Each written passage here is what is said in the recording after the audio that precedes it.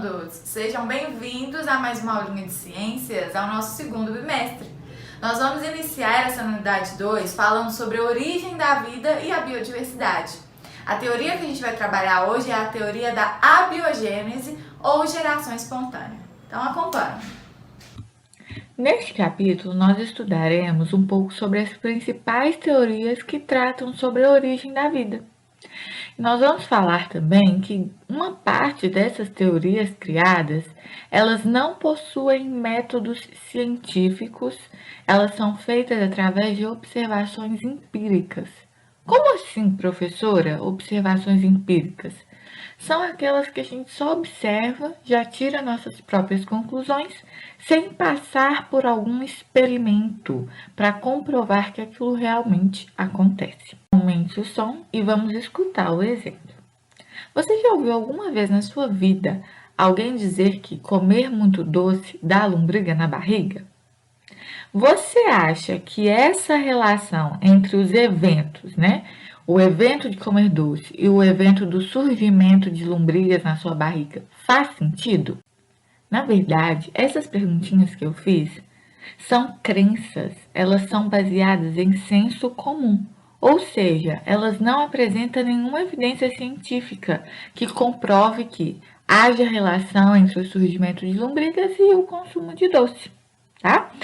Para que esses animais surjam dentro do nosso intestino, é preciso que a gente consuma os ovos desses animais por meio da água ou de alimentos contaminados, tá?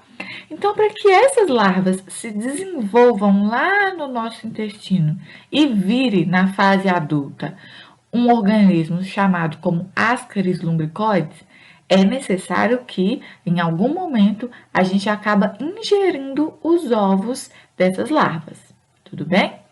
Então, não há relação entre o doce e o surgimento de lombrigas na nossa barriga. O exemplo que eu acabei de dar está baseado em observações empíricas, sem métodos comprovados, sem métodos científicos. Como você acha que se deu o surgimento da vida na Terra? Bom, é isso que a gente vai estudar a partir de agora. Há muitos anos atrás, muitas pessoas tentaram explicar o surgimento da vida na Terra. As primeiras teorias que nós vamos ver são aquelas propostas de forma empírica sem método científico.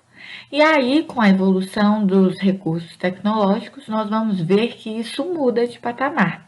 Tudo bem? Então, ao longo da história, o homem sempre buscou justificar a existência e como surgiu a vida na Terra. Teoria da abiogênese ou geração espontânea. O termo abiogênese tem origem grega e seu significado literal é origem biológica. Essa teoria ela se baseia na possibilidade de a vida ter surgido a partir de matérias inanimadas. Ou seja, a partir de coisas não vivas, a vida pode ter surgido. Vamos pegar um exemplo aqui.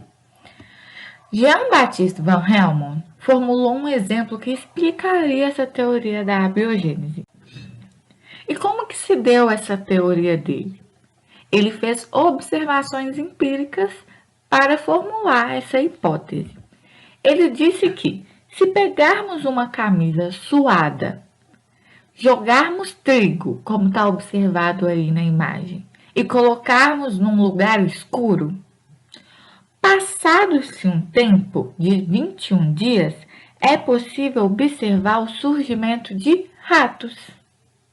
Então, ele percebeu que a partir da matéria inanimada, ou seja, daquilo que não tem vida, como a camisa suada e o trigo, é possível que haja o surgimento da vida, como, por exemplo, os ratos. E ele disse também que para que haja o surgimento da vida, é necessário ter um princípio ativo. O que seria o princípio ativo desse exemplo de Van Helmont? Seria o trigo. Então, não basta ter a camisa suada num local escuro. Era necessário que tenha o princípio ativo, que são os grãos de trigo, para que haja o surgimento da vida, que seriam os ratos. Mas eu quero deixar uma perguntinha para vocês. Na sua opinião, por que o estudioso Jean-Baptiste Van Helmont acreditava que a combinação desses itens em locais escuros originava os ratos? Eu vou encerrar a minha aula aqui com essa dúvida para vocês e eu espero que na nossa aulinha ao vivo a gente converse um pouco sobre isso, tá bom? Espero que vocês tenham gostado e até o nosso próximo encontro.